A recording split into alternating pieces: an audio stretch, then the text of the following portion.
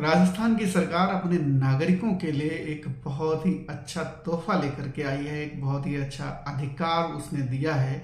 वो बुनियादी अधिकार बहुत पहले मिल जाना चाहिए था, लेकिन उसका स्वागत किया जाना चाहिए। अभी मिल रहा है, देरी से सही, लेकिन बहुत ही अच्छा अधिकार है। और वो अधिकार है राइट टू हेल्थ, यानी कि स्वास्थ्य का अधिकार। इसको समझ लीजिए। इस अधिकार के लागू हो जाने से वहाँ के नागरिकों को अब इलाज की फिक्र से मुक्ति मिल जाएगी। यदि उनके पास पैसे हैं या नहीं हैं, कोई भी अस्पताल उनका इलाज करने से मना नहीं कर सकता है। इमरजेंसी की स्थिति में वो किसी भी अस्पताल में जा सकते हैं और वहाँ अपना इलाज करवा सकते हैं। ये उनका अब संवैधानिक कानूनी हक है, अधिकार है। वो अपने इलाज के लिए किसी भी डॉक्टर के पास बिना पैसे के जा सकते हैं। डॉक्टर को इलाज करना होगा, उसका भुगतान सरकार करेगी। सरकार ने इसके लिए बजट में फंड एलोकेट किया है। सरकार ने इसके लिए अलग से संस्था बना दी है जो कि इसकी देखभाल करेगी।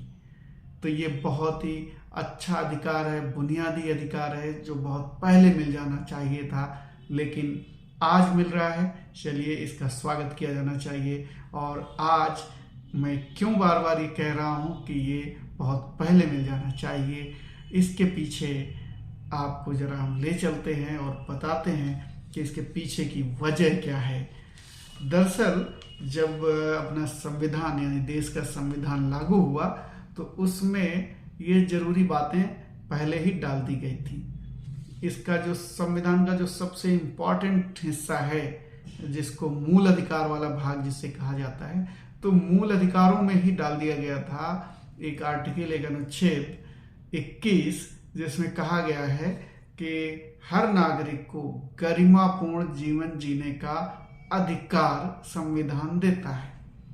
अब इसी गरिमापूर्ण जीवन जीने के अधिकार में ये अधिकार भी शामिल है, यानी कि राइट टू हेल्थ, यानी कि इलाज का अधिकार, स्वस्थ रहने का अधिकार। ये हमारा बुनियादी मूल अधिकार है जो कि संविधान ने हमें शुरुआत में ही दे दिया था। लेकिन आप देखिए, सरकारों की नियत देखिए, इनकी नीति देखिए कि आज तक ये अधिकार उन्होंने अपने नागरिकों को नहीं दिया। बहुत पहले दे देना चाहिए था। तो एक तो ये हमारा संविधान कह रहा है मूल अधिकारों में। दूसरा, संविधान में जहाँ पर नीति निर्देशक प्रिंसिपल्स का वर्णन किया गया है, उनमें से 5 ऐसी जगहें हैं, 5 ऐसे अनुच्छेद हैं जहाँ पर कहा गया है कि सरकारों को चाहिए कि वो अपने नागरिकों को स्वास्थ्य का अधिकार सुनिश्चित करें। वो अनुच्छेद हैं 38, 39, 42, 43, 47। हमारे संविधान के जो डायरेक्टिव प्रिंसिपल्स हैं, उसमें जो आर्टिकल हैं, वहाँ पर इस बात को सुनिश्चित करने के लिए कहा गया है सरकारों से। वो भी हमें नहीं मिला अभी तक। सरकारों ने इस पर कदम नहीं उठाए, नियम कानून नहीं बनाए।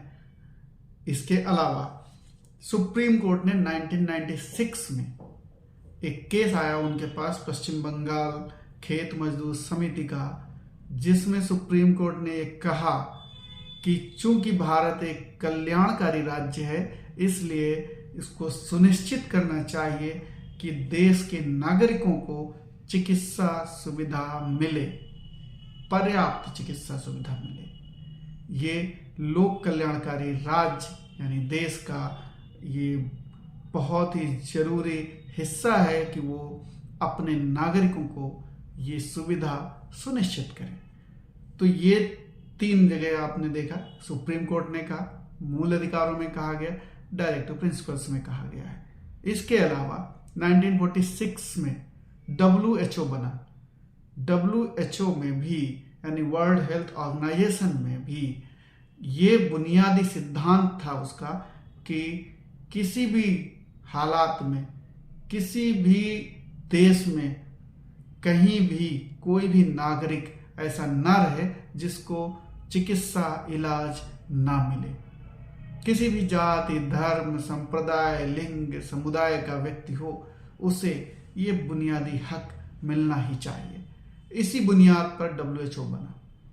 लेकिन आप देखिए, सरकारों ने अभी तक हमें इतने सालों तक किसी भी नागरिक को यह हक नहीं दिया। तो राजस्थान सरकार की इस पहल का स्वागत किया जाना चाहिए कि उन्होंने कम से कम ये एक बहुत ही बेहतरीन पहल की। और भी हो सकता है उनको देखते हुए, राजस्थान सरकार के पहल को देखते हुए दूसरी राज्य सरकारें इस पर अमल करें और अपने यहाँ भी वो इस तरीके का कानून लेकर आए, जिससे कि नागरिकों को ये सहूलियत मिल सके, ये अधिकार मिल सके। हालांकि चुनौतियां बहुत हैं और वो चुनौतियां शायद बाधा हैं जमीन पर इसको इम्प्लीमेंट करने में। पहली चुनौती तो यह है कि पैसा नहीं है। सरकारें इसको कहती हैं कि हमारे पास पैसा नहीं है, इसको कभी भी बहुत अच्छा बजट नहीं मिला है, जबकि गरीब से गरीब देश 5% अपने GDP का इस पर खर्च करता है, लेकिन भारत सरकार 2% से थोड़ा सा ऊपर नीचे इस तरीके से बजट एलोकेट करती है। तो ये बहुत ही कम बजट है, इसको बढ़ाने की जरूरत है। तो पहली तो चुनौती यह है कि बजट की कमी है। हालांकि राजस्थान सरकार के जो हेल्थ मिनिस्टर हैं प्रसादी लाल मीणा, उनका कहना है कि राजस्थान सरकार इस पर 7% बजट खर्च करेगी, एलोकेट किया है, जो कि पर्याप्त होगा। हाँ, 7% काफ़ी अच्छा बजट है, पर्याप्त हो सकता है। देखने वाली बात होगी कि ज़मीन पर कितना इसका असर दिखता है। दूसरी चुनौती है जो कि बुनियादी तौर पर कि इंफ्रास्ट्रक्चर नहीं है, बुनियादी इंफ्रास्ट्रक्चर नहीं है, यानी कि हमारे हॉस्पिटल्स की हालात बहुत ही ख़राब हैं, सरकारी अस्पताल के हालात बहुत ही ख़राब हैं। इसके अलावा जो इंफ्रास्ट्रक्चर है वो शहरों में ज़्यादा है, देहातों में, ग्रामीण इलाकों में बहुत कम है। आंकड़ा है कि करीब करीब 75% के आसपास जो ये इंफ्रास्ट्रक्चर है, सुविधाएं हैं, वो शहरों में हैं, जबकि आबादी यहाँ पर 75% के आसपास देहात में रहती है। तो उल्टा है बिल्कुल कि आबादी के मुताबिक जो इंफ्रास्ट्रक्चर होना चाहिए वो शहरों में ज़्यादा है, ग्रामीण इलाकों में कम है। इसके अलावा डॉक्टरों का अगर देखा जाए तो डॉक्टर्स की संख्या जो होनी चाहिए वो नहीं है, उतनी तादाद नहीं है। नर्सेज भी उतनी तादाद में नहीं है। डॉक्टरों का आंकड़ा है कि एक डॉक्टर पर 1445 लोगों का भार है, 1445 नागरिकों पर एक डॉक्टर है। इसी तरीके से 1000 नागरिकों पर 1.7 नर्सेज हैं। इसी तरीके से बेड की संख्या देखी जाए तो 1000 लोगों पर 1.4 बेड ये औसत आता है। तो ये बहुत ही एक तरीके से बुनियादी तौर पर बड़े चैलेंजेज हैं, इनको मीट करना होगा, तभी इस तरीके के राइट टू हेल्थ जैसा अधिकार वाकई में लागू किया जा सकता है। तो ये एक है कि फैसिलिटीज जो हैं वो कम हैं, सुविधाएं कम हैं, बजट भी कम है।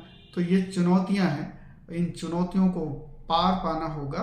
और अब वक्त है कि सभी सरकारों को, देश भर की सभी सरकारों को, क्योंकि हेल्थ एक स्टेट का मुद्दा है, विषय है, इसलिए सभी राज्य सरकारों को चाहिए कि वो राइट टू हेल्थ अपने नागरिकों को दें और इंफ्रास्ट्रक्चर पर थोड़ा खर्च करें और ग्रामीण इलाकों पर कुछ ज़्यादा जोर दें, जिससे कि एक स्वस्थ भारत का निर्माण हो सके।